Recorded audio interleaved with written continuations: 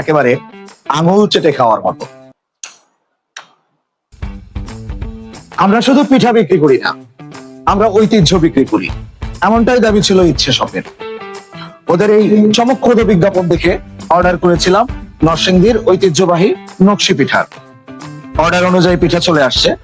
এখন দেখি ওদের কথায় আর কাজে কতটা মিল। ওয়াও, দেখতেই পাচ্ছেন চোখের সামনে।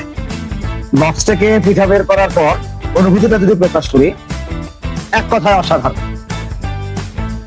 নকশি পিঠা যাকে বলে, কি অসাধারণ নকশা প্রত্যেকটা পিঠার গায়ে, দেখেছেন?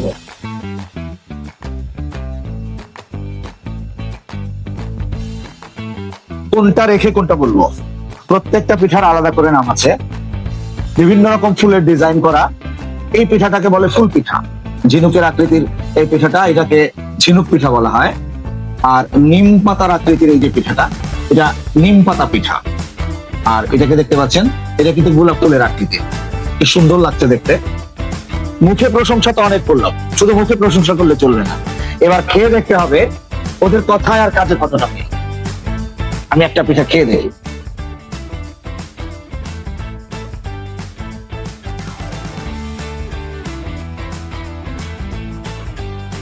শব্দ নাই আমার কাছে, আসলে আমার কাছে শব্দ নেই।